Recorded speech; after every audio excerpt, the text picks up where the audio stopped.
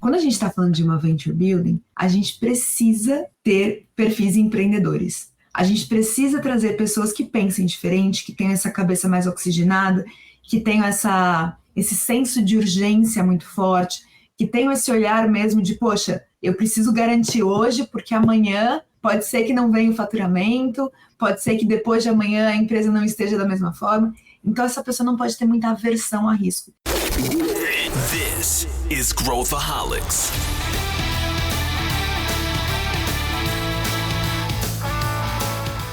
Olá, aqui é Pedro Weingärtner, eu sou o CEO da Ace Ventures e esse é Growthaholics, o podcast para quem adora inovação e empreendedorismo. Se você curte e acompanha o Growthaholics, pare 30 segundinhos e avalie o podcast com 5 estrelas pela plataforma de áudio que você utiliza.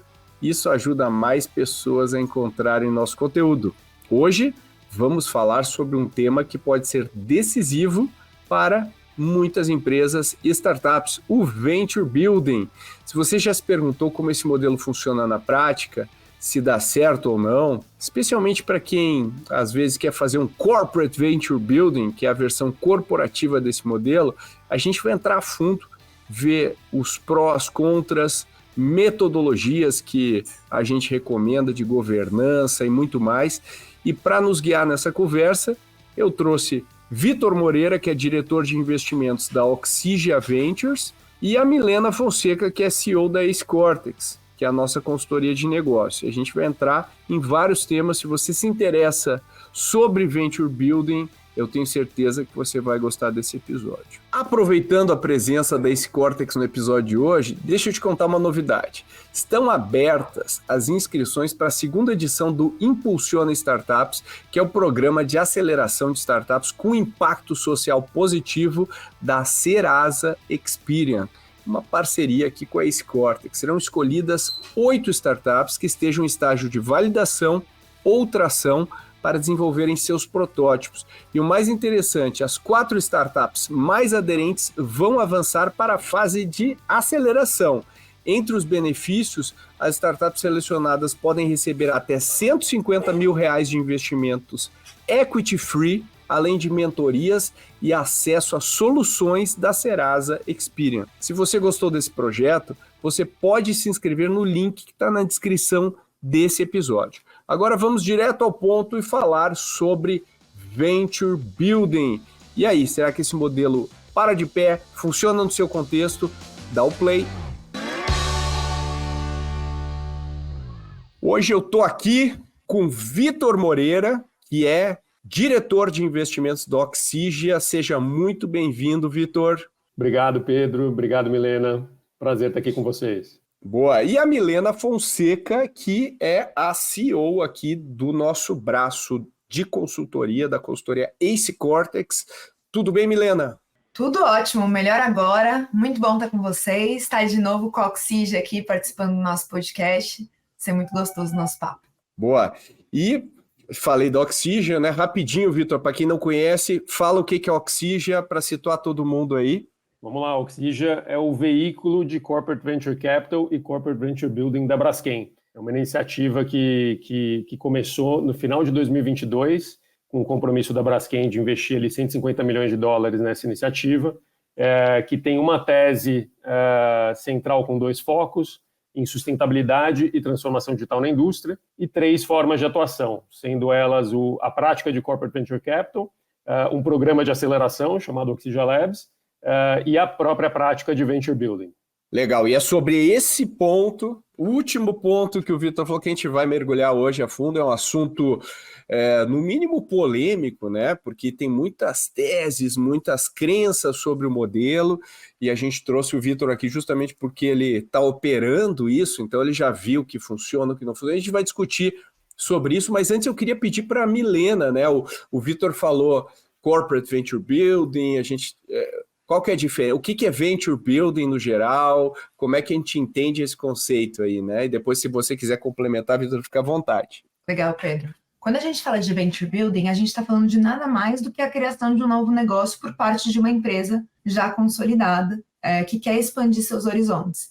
E aí a gente pode falar de Venture Building tanto muito conectado ao core business, gerando alavancas e sinergias estratégicas com o core business, muito simples, porque eu estou ali quase que num mercado adjacente, com o mesmo perfil de clientes ou o mesmo mercado, ou eu posso ter uma venture building ali que vai um pouco mais distante do meu mercado core, mas que eu entendo que é para onde meu setor está indo, ou um novo setor que faz sentido por tecnologia ou por modelo de negócio eu abarcar. Mas resumindo, é nada mais, nada menos do que a criação de um novo negócio por parte de uma empresa consolidada. Legal, então assim, a gente pode falar de venture building standalone, como a gente vai lá e, enfim, geralmente é um modelo onde a gente tem um estúdio, né, como se fosse uma aceleradora, né, a gente poderia olhar, e aí a gente vai criando negócios ali dentro, né, a gente teve múltiplas experiências nessa área, né, em venture building e corporate venture building, e eu queria entrar aqui já de cabeça perguntando para o Vitor. Vitor, na sua vivência, né, porque eu já falei com muita gente no mercado corporativo, pô, isso aí não funciona, a gente já tentou, não deu certo, outros caras falam, pô, a gente fez isso aqui, deu super certo. Quando funciona, Vitor, o que você aprendeu sobre isso, que eu acho que isso é importante aqui, depois a gente pode até entrar no modelo mais amplo aí de venture building, mas vamos falar no seu caso, o que você aprendeu? Não, legal. Eu acho que é importante ressaltar que venture building, de modo geral, é uma iniciativa de longo prazo.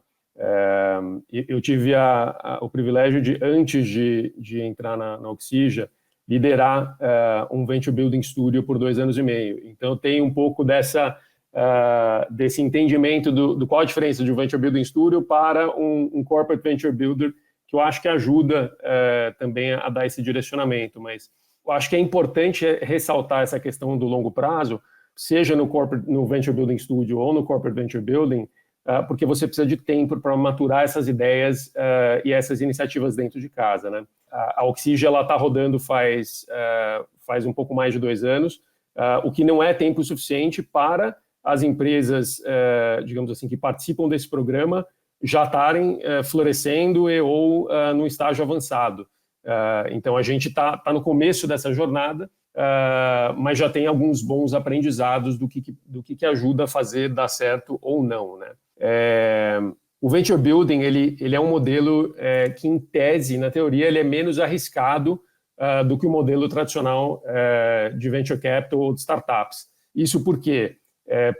Porque essas ventures elas já nascem não só com recurso financeiro, mas também com um time mais estruturado, com apoio das estruturas de um venture building studio ou de um corporate venture builder, que ajuda a impulsionar essas ventures, né?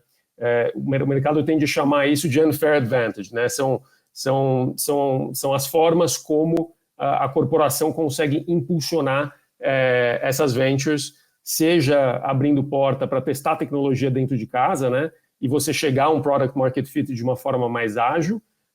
Então, prover esse testing ground para as startups e as ventures se desenvolverem de forma mais rápida, ou utilizar a base de stakeholders da corporação para ajudar no go-to-market, na comercialização, né, abrindo portas ali para clientes, fornecedores, parceiros da corporação e ajudar a impulsionar essas ventures nesse early stage, né? Então, essas são algumas das unfair advantages e o que faz com que esse modelo seja mais eficaz, mais eficiente no caso, né? Quando você tem uma prova de sucesso, é quando o sponsor, de fato, consegue destravar essas alavancas para impulsionar as ventures. Na minha opinião, e até onde a gente tem navegado nesses últimos 2 anos, é isso que faz com que o modelo de corporate venture building seja mais eficaz. E para isso acontecer, você precisa ter um alinhamento extremamente relevante entre corporação, a venture builder e as ventures que estão sendo impulsionadas, né? E esse alinhamento parte de liderança, das diferentes áreas de negócio e assim por diante. Legal. Ou seja, o que você acabou de dizer pescar no mar aberto, ou seja, estar solo na tua antiga função, né, com estúdio e tal, versus você ter um corporate sponsor que tem conexões ali, né, com o negócio que você está construindo, esse segundo modelo fornece vantagens importantes para o sucesso aí, quer dizer, consegue levar ele para um outro patamar. Milena, dentro desse contexto, né, a gente fala muito de, por exemplo, se eu estou falando de Corporate Venture Building, é muito diferente eu falar, cara, vou criar um marketplace aqui, né, totalmente digital, papapá, com baixa intersecção com a empresa, versus eu estou indo capturando uma adjacência, uma coisa mais óbvia, né? Como é que você plota essa escala em termos de chance de sucesso do projeto? Depois queria ouvir o Vitor também em relação a essa captura mais imediata de valor que está passando ali. Acho que existem dois modelos de muito sucesso, assim, quando a gente fala de corporate venture building, principalmente, né? Um primeiro modelo é como que eu consigo crescer quase que numa ótica de plataforma. Então, eu tenho uma tecnologia ou eu tenho uma estrutura muito forte dentro da minha empresa e aí eu começo a crescer em outros negócios, outros setores, outros modelos de negócio dentro da mesma base tecnológica. É mais ou menos se a gente pega o que a Palantir fez, começando lá dentro da jornada do mercado governamental, pensando em segurança, né? E migrando também para o mercado corporativo. Então, eu tenho uma tecnologia, essa tecnologia tem um core muito forte e eu cresço sobre uma ótica de plataforma. Existe uma segunda ótica, que é como eu capturo essas adjacências dentro do meu negócio, como que eu entendo, ou por uma ótica de jornada do cliente, ou por uma ótica de movimentos estratégicos que vão fazer uma movimentação no meu mercado, como eu consigo capturar um mercado maior. Então, poxa, se eu estou hoje dentro da indústria farmacêutica, provavelmente olhar para bem-estar ou para olhar para a jornada do paciente pode fazer mais sentido. Se eu estou em uma empresa de tecnologia, aonde que eu pego as tecnologias embarcadas que eu tenho forte, será que eu consigo oferecer isso para outros setores, para outros clientes, para outro tipo de negócio? E existe uma terceira ótica, que aí é mais distante, que é, poxa, eu quero entrar nesse mercado. Estrategicamente, para a minha organização, faz sentido entrar nesse mercado.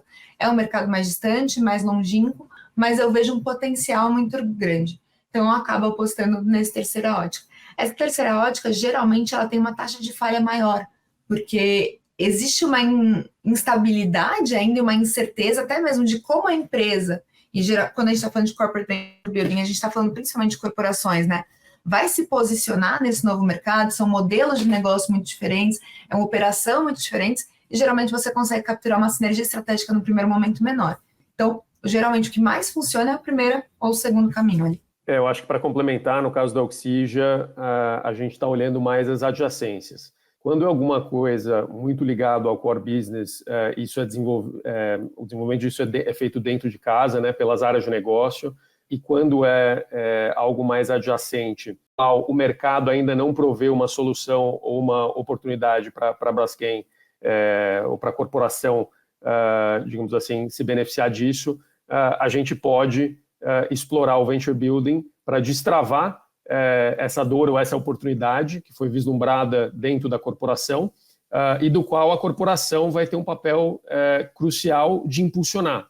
Não só como um usuário, não só contribuindo eventualmente contribuindo com tecnologia, mas o foco, pelo menos, da Oxygia tem sido mais nessas adjacências. Tá?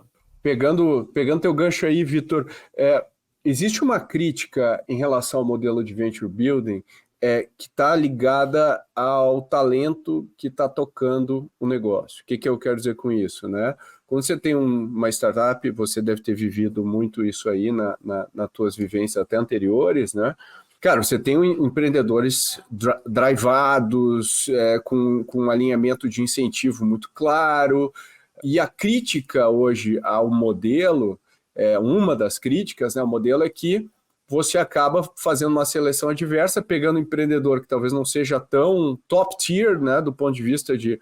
Porque esse cara não... O cara que é top tier não precisaria entrar numa venture build, ele poderia criar o negócio sozinho, e isso afeta negativamente o outcome daquele projeto, né, ou seja, daquele negócio.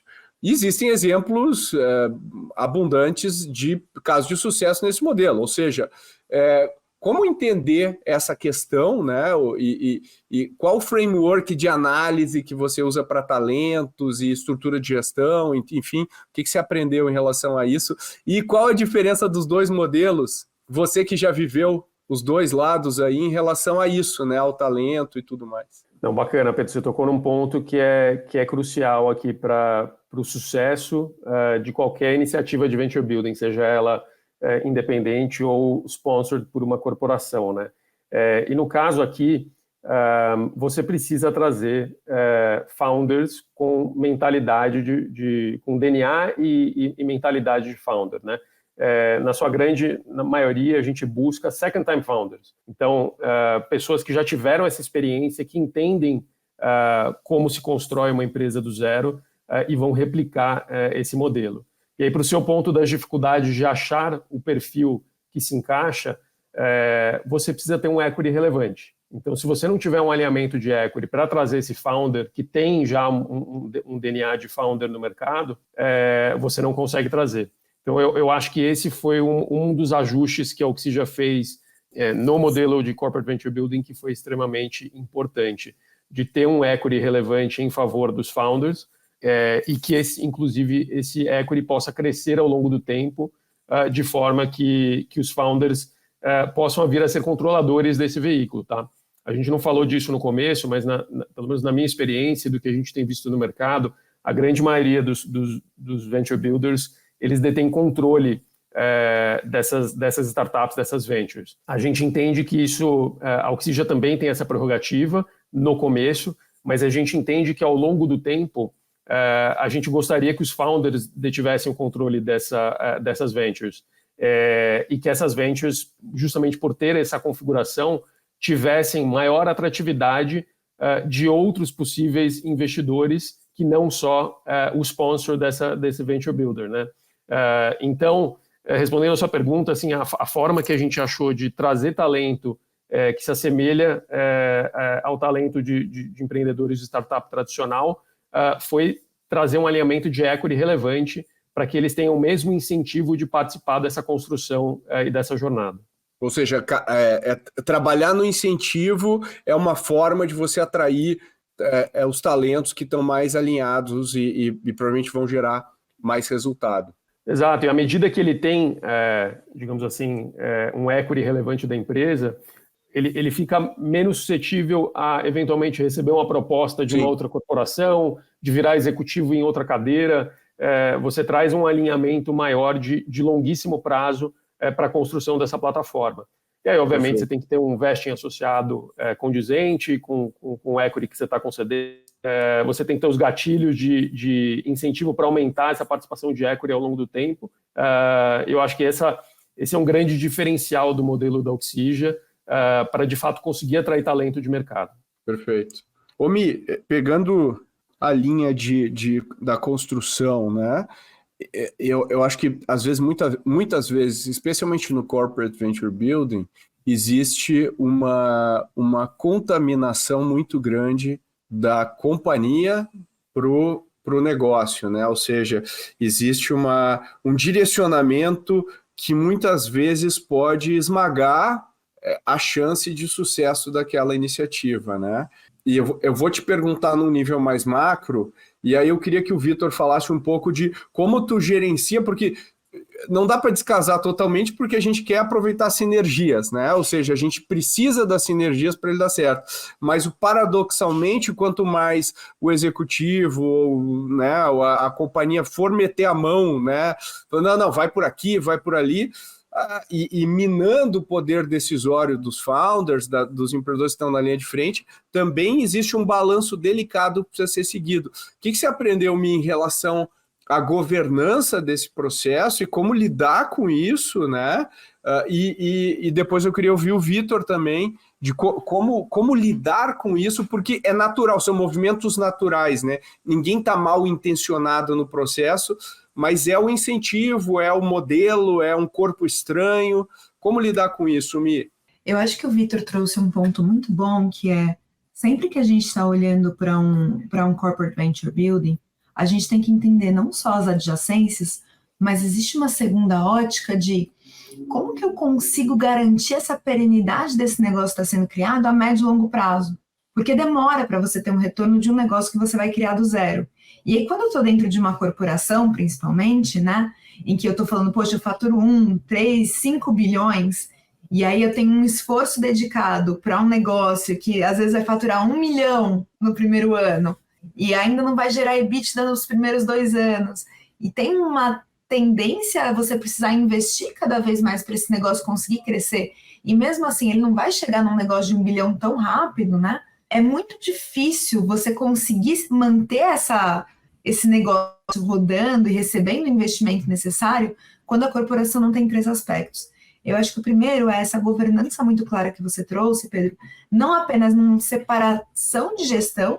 Então a Oxygen faz isso muito bem, né? Vocês têm um CNPJ para a Oxygen, um CEO para a Oxygen, em que eu consigo ter autonomia. Óbvio que eu tenho quase que um olhar dos investidores da Oxygen, né? De para onde eu tenho que ir em termos de drivers estratégicos, mas você consegue ter uma autonomia maior, para que eu consiga ter uma proteção de budget. A segunda frente é que eu consiga ter uma gestão de métricas, de resultados que seja adequada para aquele modelo de negócios, para aquela estrutura.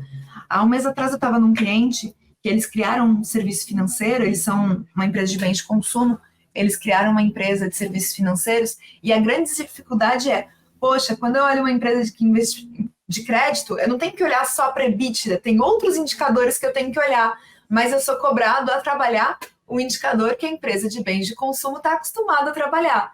Eu tenho que olhar o que eu tenho under management aqui. Então, esse tipo de quebra entre modelos de negócio, principalmente quando eu estou em setores diferentes dentro do que está sendo criado enquanto novo negócio versus a empresa mãe, o core do negócio, né?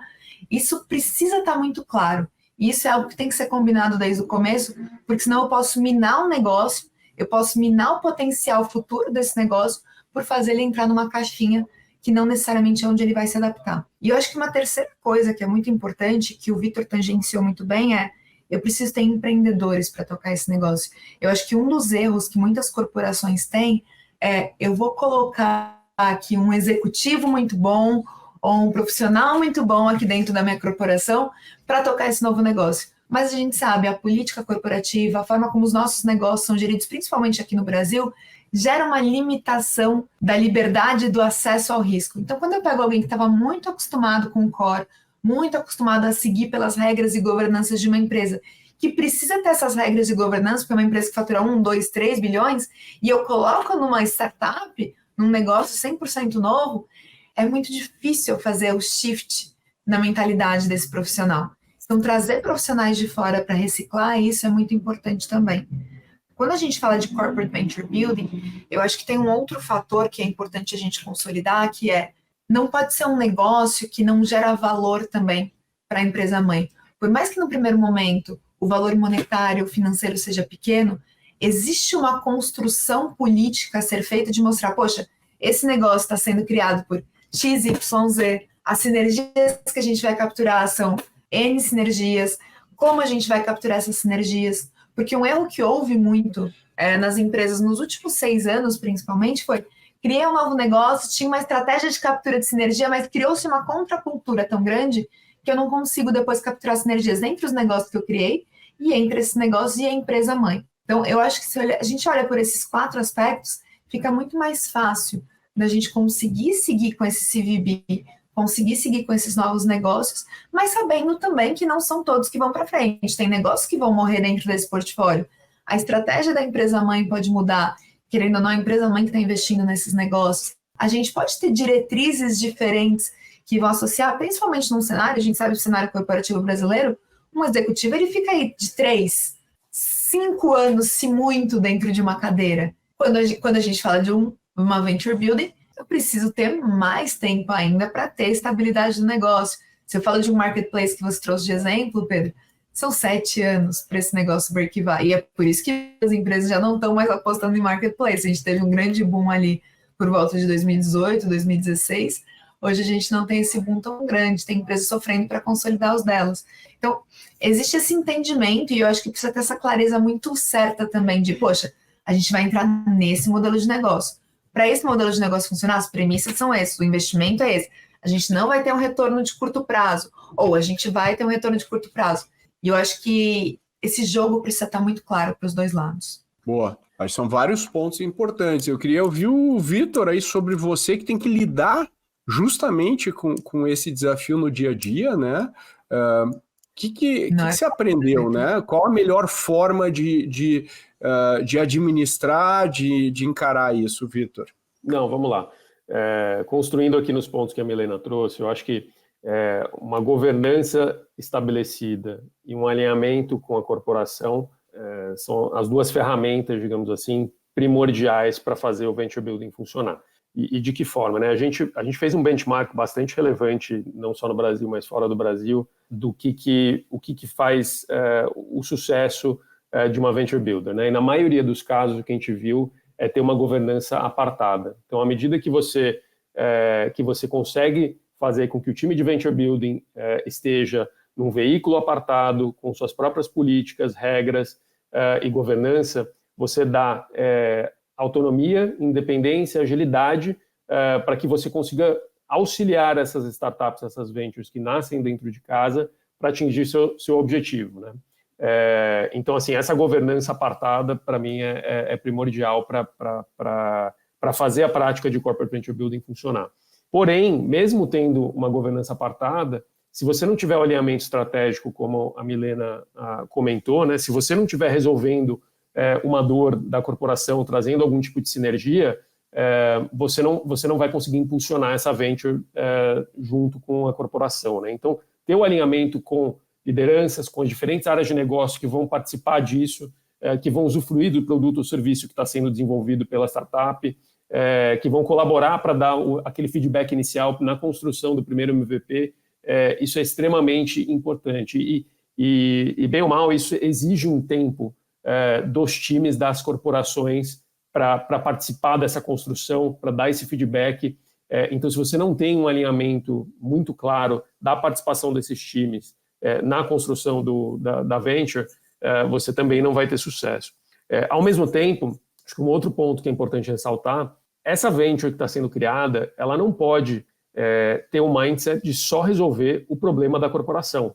Ela precisa ser construída para ser escalável. Ela precisa pensar que eu não vou ter um único tenant, eu vou ser multi-tenant, eu vou ter vários diferentes tipos de cliente que precisam usar essa plataforma, e por consequência, se eu fizer um nível absurdo de customizações para fazer alguma coisa tailor-made para a corporação específica, possivelmente isso não vai ser replicado ou replicável para outros casos com outros clientes, né? Então, aqui tem um trabalho muito crucial da Venture Builder, da Corporate Venture Builder, de direcionar.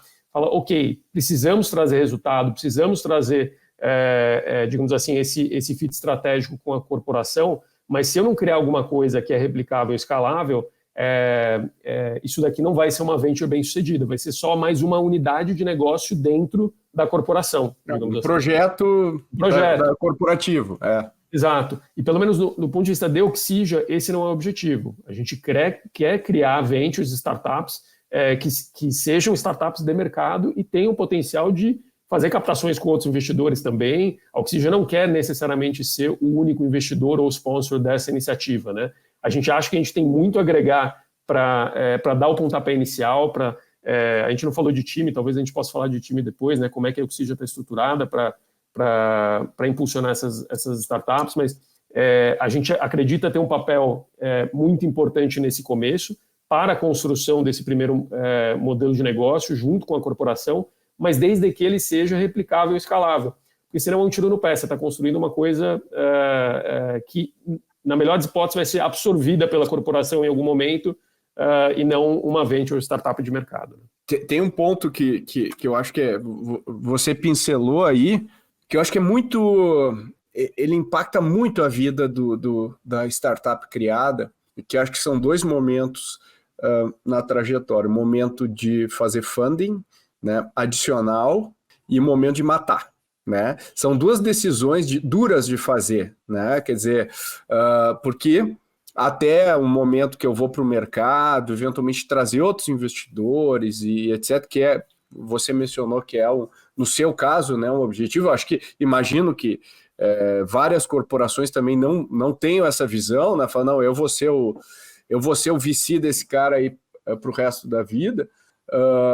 Como conectado com a governança, né, conectado com esse processo, como chegar lá e falar, olha, eu recomendo que a gente mate esse cara, esse cara precisa de dinheiro, quanto dinheiro, em quanto tempo, durante, né, qual que é o racional? É muito próximo de VC mesmo, de gerenciar o portfólio de VC, ou tem algum twist aí adicional?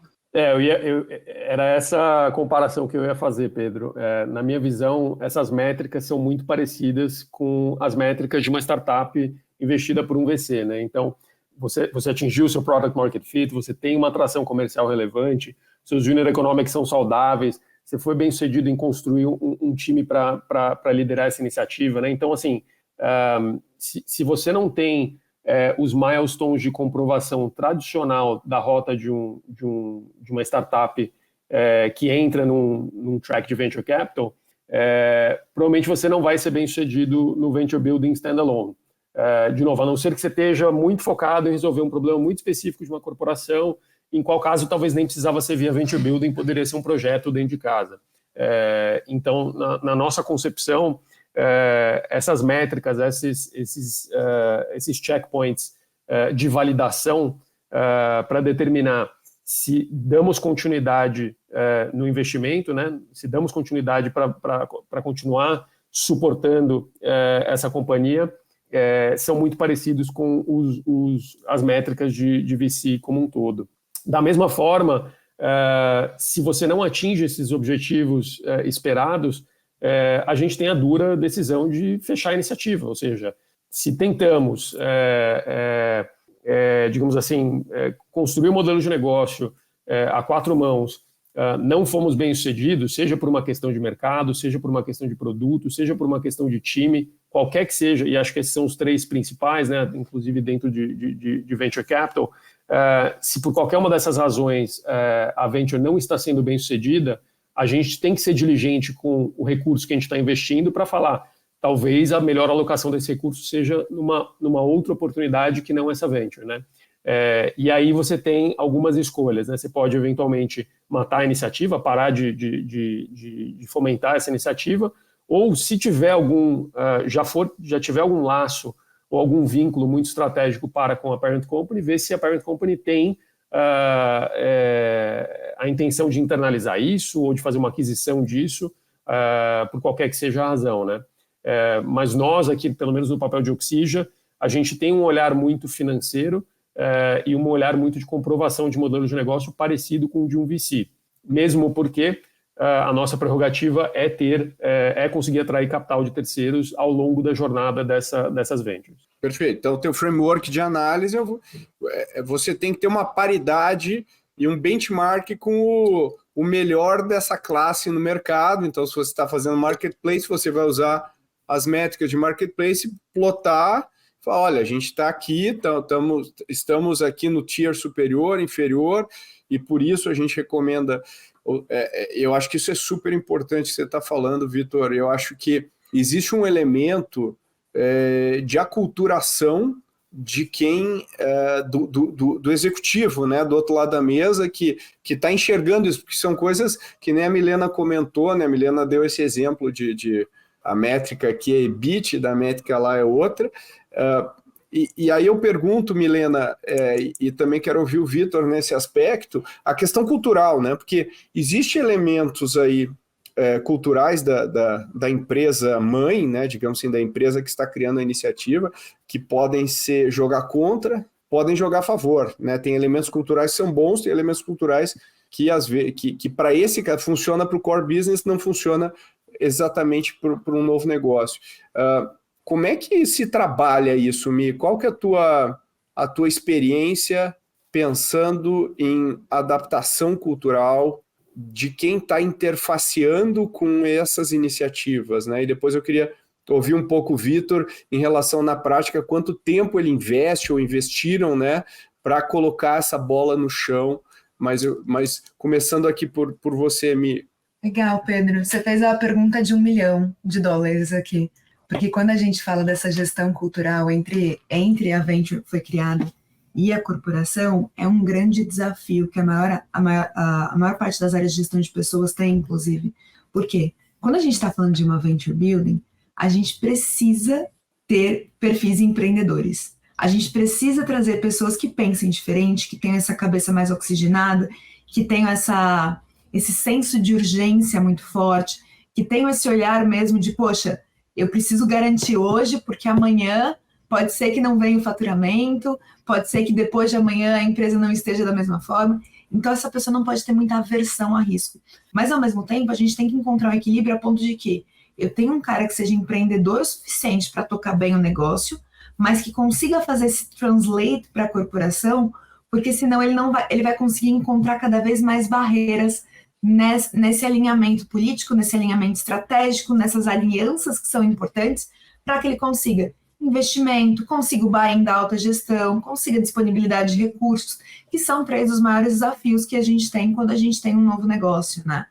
E, ao mesmo tempo, pela ótica da corporação, existe uma tendência muito grande de falar, poxa, aqueles caras estão com uma diferença cultural muito grande, a gente tem que pasteurizar ou masterizar. Então, acho que, geralmente, existe uma curva em que eu tenho um distanciamento cultural no primeiro momento, até que esse negócio se consolide ou até que ele tenha uma estabilidade a ponto de eu começar a aproximar as culturas. O que eu vejo em muitos dos meus clientes eles criaram culturas muito apartadas, então eu tenho a cultura da empresa A e a cultura da empresa mãe, que são muito apartadas, existe essa demanda para se aproximar, mas eles não vão 100% da cultura da empresa mãe. As áreas de gestão de pessoas, os próprios líderes, eles tentam encontrar em um meio do caminho. É praticamente impossível você masterizar e ter 100% a mesma cultura, né?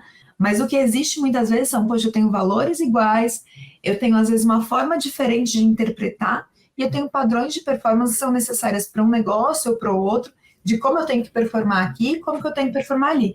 Mas eu preciso ter um alinhamento mínimo cultural para conseguir capturar essas sinergias. Mas eu vejo que geralmente as empresas distanciam para depois voltarem a se aproximar. É muito difícil você nascer com um novo negócio e fazer ele rampar 100% na cultura da empresa mãe, que muitas vezes nunca fez um negócio ou ainda tem um distanciamento ou aversão a risco muito grande. Legal. Eu acho que a questão de valores é muito relevante. Você tem que ter uma paridade de valores entre corporação e a própria Venture Builder e as ventures que estão sendo desenvolvidas ali dentro. Mas do ponto de vista de cultura, na nossa experiência, na nossa visão, ela é muito driveada pelos cofundadores, né, os empreendedores que a gente escolhe para tocar as diferentes iniciativas, né? Na nossa visão, se você tentar implementar uma cultura diferente ou mais alinhada com a corporação, você vai acabar desvirtuando um pouco ou diminuindo a chance de sucesso ali da própria venture, né? Então, essa é uma prerrogativa importante para a gente, porém, pegando no gancho do que a Milena estava comentando, se você não tiver um alinhamento relevante para com a corporação, você também não vai ter sucesso, né? Se tiver uma cultura que faz um contraste muito grande, isso se dificulta. E a gente tenta mitigar esse risco justamente na contratação via o perfil dos founders que a gente está contratando, né? Então, idealmente, founders que já tiveram experiência em trabalhar com grandes corporações no passado e que sabem navegar grandes corporações, né? Porque, no final do dia, o sucesso da venture também vai ser dependente, digamos assim, dessas interações iniciais para com a corporação, para fazer o modelo de negócio vingar no começo, né? Então, acho importante ter founders que, obviamente, cumpram com os requisitos ali de resiliência, de vestir a camisa, de senso de urgência, perfil de founder tradicional, mas que também já tenham vivenciado, tivessem tido experiências com grandes corporações, né? Eu acho que a gente tem muito aprendizado aqui e eu queria tentar pegar os aprendizados aqui, as dicas que a gente dá para quem quer se aventurar nesse meio. E eu capturei muita coisa, né? A gente falou aqui de alinhamento de incentivo com os founders, investir na governança, deixando o jogo claro. O Vitor trouxe a questão de avaliar o negócio com um olhar muito alinhado com o mercado de venture capital, para que a gente não incorra aí em erros comuns, né? Milena também trouxe os aspectos culturais e o Vitor também. Que mais? Assim, o que a gente tem de dicas para quem quer iniciar uma prática de venture building? O que a pessoa deveria se preocupar? Quais os primeiros passos? O que fazer? Né? Um projeto só faz sentido para aprendizado? Ou a gente já tem que criar mais de um? O que vocês aprenderam aí nesse processo? Vou começar pela Mi aqui e aí o Vitor complementa. Claro. Quando a gente olha para Venture Building, eu acho que o principal aprendizado começa por algo que tem uma sinergia muito estratégica e uma adjacência muito clara com o negócio. Eu não apostaria também no curto prazo ou num primeiro negócio que tem um tempo de rentabilização ou de monetização muito longo. Porque quando você está tocando seu primeiro negócio dentro de uma corporação ou de uma venture builder, você precisa mostrar que aquele veículo gera resultados. As empresas que hoje mais performam quando a gente fala de venture building são as empresas que conseguiram capturar muito rápido essas adjacências, gerar valor para o core e ter uma rentabilização aí no médio prazo, estou falando aí num horizonte de 2 a 3 anos. Um segundo fator que eu olharia se a gente está começando a pensar em venture building, não tente fazer tudo dentro de casa. O aspecto que o Vitor falou de ter um founder que trabalhou em corporação, mas que tem esse olhar de startup, já empreendeu, é muito importante, porque senão você vai ficar preso na cultura mais tradicional, na estrutura mais tradicional, nos processos mais tradicionais e na aversão a risco na corporação. E eu acho que uma terceira frente que eu vejo como no-brainer ter uma estratégia e uma governança clara. Então, se a sua empresa, se você dentro de uma empresa está pensando em criar uma iniciativa de CVB ou está pensando em ir para uma iniciativa de CVB, é super importante você garantir que a estratégia esteja muito amarrada com a estratégia da empresa-mãe, que exista uma sinergia muito clara, seja na hipótese ou na tese que precisa ser feito, e uma governança bem estipulada. Então, eu diria essas 3 dicas aí para quem está querendo começar.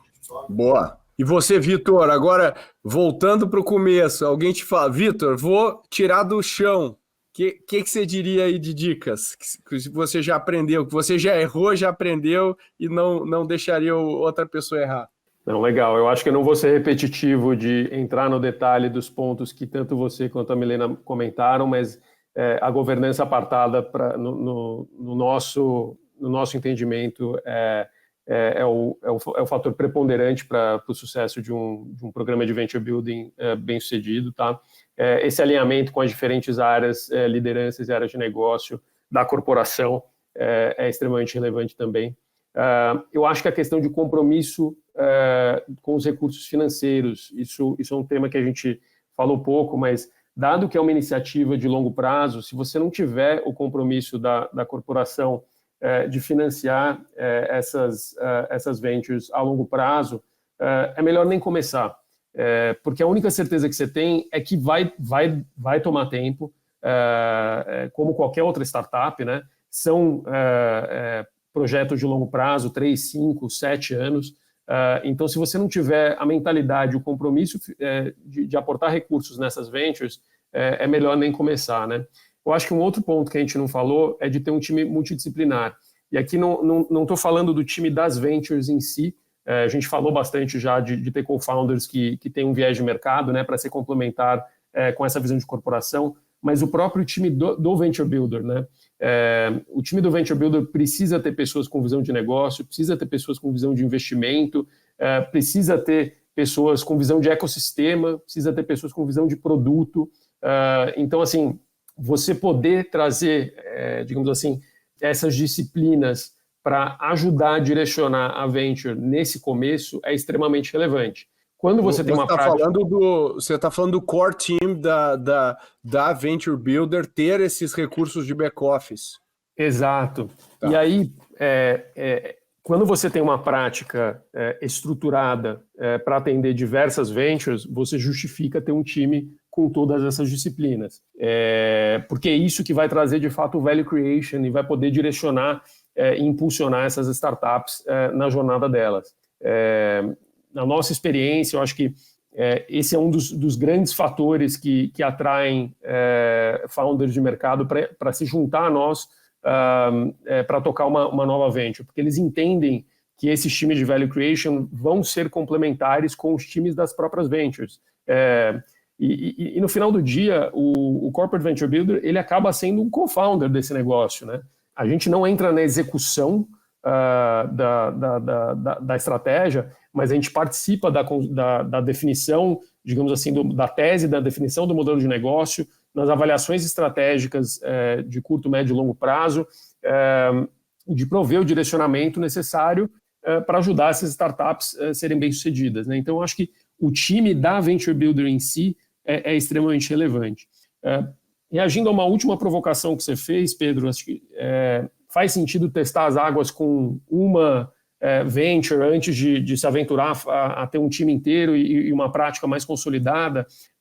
Eu acho que a nossa corporação, dentro da prática, dentro da área de Open Innovation, a gente teve diversas ventures que nasceram dentro da corporação e por não ter as ferramentas necessárias ou a governança necessária, não foram bem-sucedidas.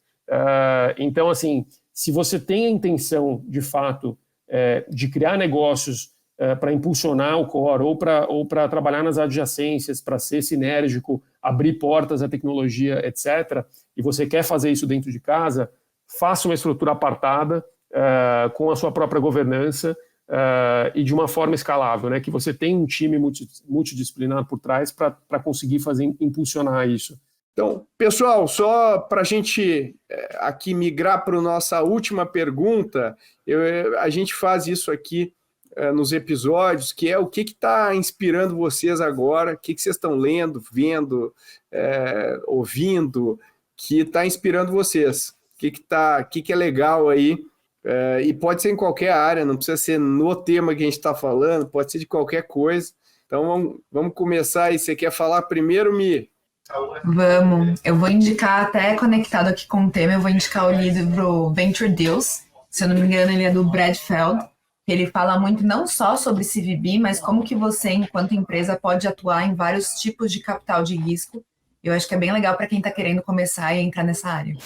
Essa é uma boa dica. E você, Vitor, o que você diria? Bacana, não necessariamente ligado ao tema, mas muito ligado ao tema de Venture Capital. Eu estou lendo The Cold Start Problem, do Andrew Chen, que fala como você começar e escalar businesses pautados em network effect, né? Na sua maioria dos casos aí, marketplaces, mas é uma aula, digamos assim, de como construir uma startup baseada em network effects. Então, altamente recomendado. Eu gosto muito, cara. Excelente dica. As duas excelentes dicas. A gente vai colocar o link aqui na descrição do episódio.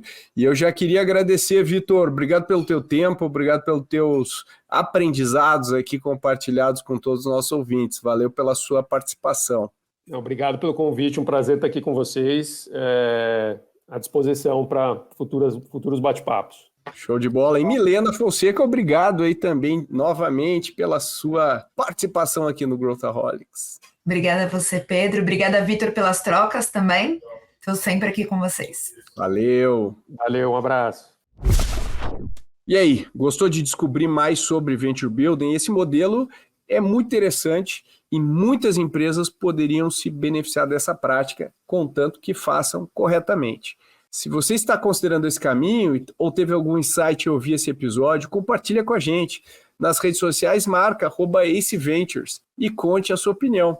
A gente também quer ouvir suas sugestões. Se você tem sugestão de convidados, a gente tem um link para você indicar convidados para o Growthaholics aqui na descrição do episódio. Então clica lá, se você tem uma indicação, a gente quer ouvir. A gente está ansioso para saber o que você quer escutar nos próximos episódios. Valeu e até a próxima!